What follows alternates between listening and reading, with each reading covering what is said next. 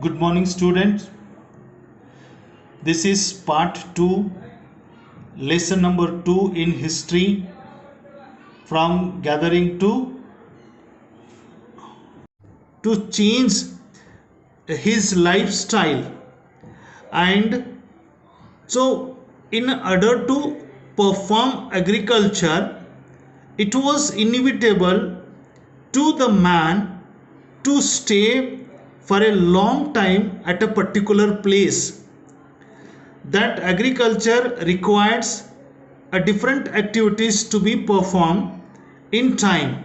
For example, sowing, weeding, watering, taking care, protecting from the animals and the birds.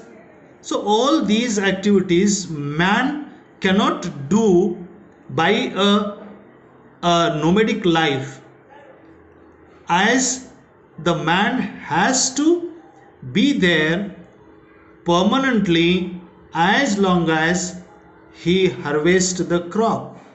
Therefore, this is how the man started to live a new way of life, that is from nomadic to a settled life. As grain had to be stored for both the food and seeds, that the man started storing the food for both purposes. One is to make use of it as a food for a long around a year, and as well as he needs to protect the seeds to sow in the next season. They began making large clay pots or the O's baskets where they can store the food. Even there was a system to store the food. People used to dig a pit into the ground and they used to store the grains into that a pit. This is how the people overall started to live a new life. Children, do you think hunters gatherers would have made and used the pots? Give reasons for your answers. Yes, of course. These pots they also made and even used for their day-to-day life. Then after this we come to the next point of the lesson, storing animals. Animals multiply naturally. Besides, if they are looked after carefully, they provide milk, which is an important source of food, and meat whenever required.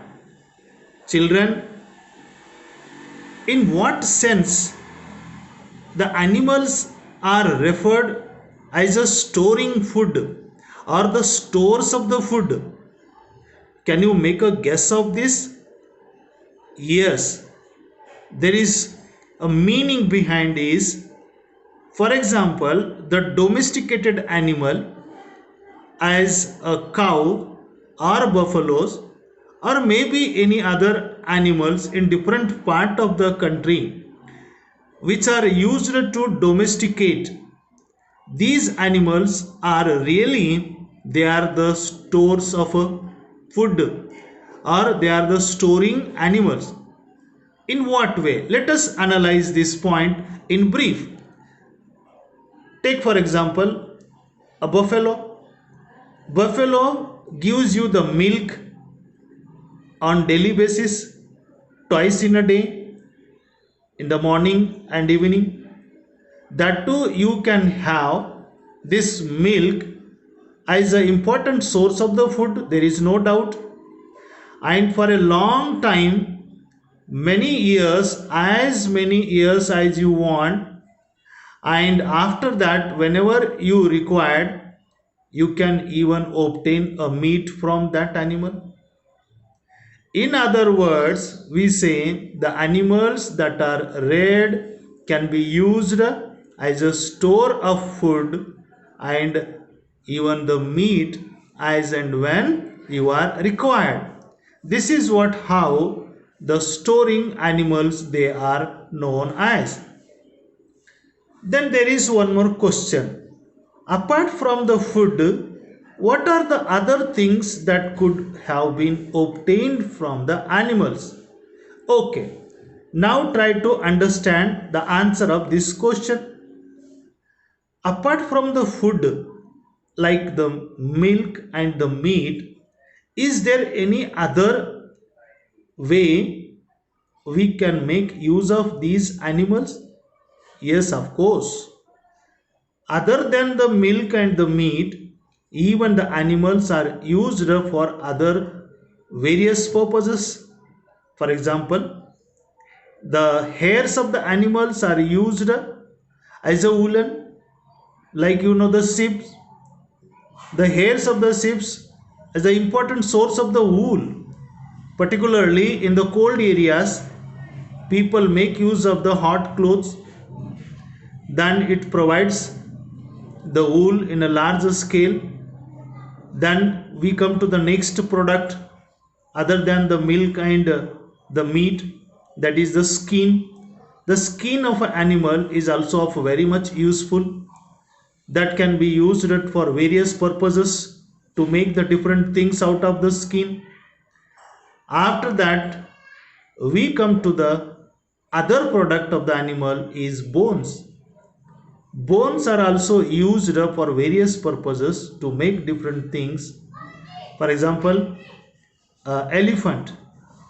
The elephant bones, like a teeth of elephants, are used to make different beautiful decorative things which are very costly, and it has become one of the lucrative business of manufacturing the costly things, showpieces which are of a high economic valuable things.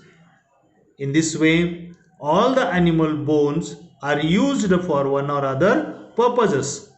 Then we come to the next question, students. What are animals used for today? Then is there any other way that the animal used in those days in the past for various purposes? Other than that, are animals used today? Yes, of course. Today, the animals are used for some other purposes. For example, donkeys, horses, ox, and so on animals. Today, they are being used for various different purposes. Say, for example, oxes. The ox is being used mainly in agriculture. The farmers are mainly depend on in a traditional agriculture on the oxes to complete the different activities of the farming, like plowing, sowing, harvesting. For all these activities, the farmer is depend on the oxes. Then we come to the horses and donkeys. These two animals, even today, they are being used in rural areas as a means of transportation. This is how today animals are used different purposes than the past. Children, after this we come to the next point, that is finding out about the first farmers and the herders. Children, there is the archaeology department.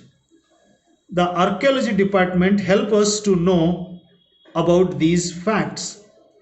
You will notice a number of there on the page number 14 of your textbook. There is a map.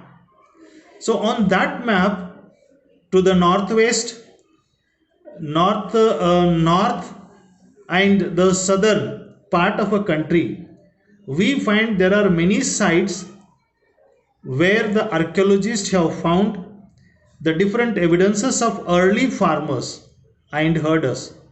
These are found all over the subcontinent. Some of the most important ones are here given the list, like in the present day Kashmir, then East and South India. Let us find it out about these the facts. The animals and the plant bones. One of the most exciting finds includes the remains of the burnt grains. Archaeologists found this evidences. So these may be burnt the bones and the seeds or the plants, may be accidentally or on purpose. The scientist says, and they have been identified these grains, and so we know that a number of crops were grown in different parts of the subcontinent. They can also identify the bones of different animals.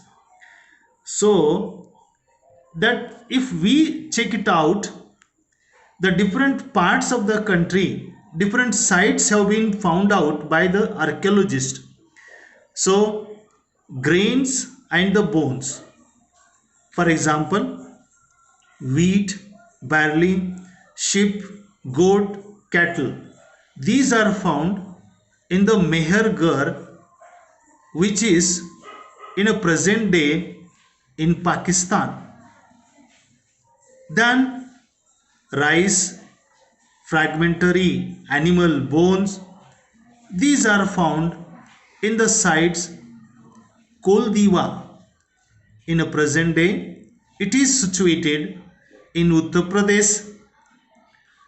Then we come to the another site, the wheat, green gram, barley, buffalo, ox. These are found in Chirand in the site present day. It is located in Bihar. In this way, the archaeologists have found many such important informations regarding the first farmers and the first herders of the country. Children, here we could complete the 3 point of the lesson, and this is enough for today's session. The remaining point to be continued in the next video. Thank you. Have a nice day.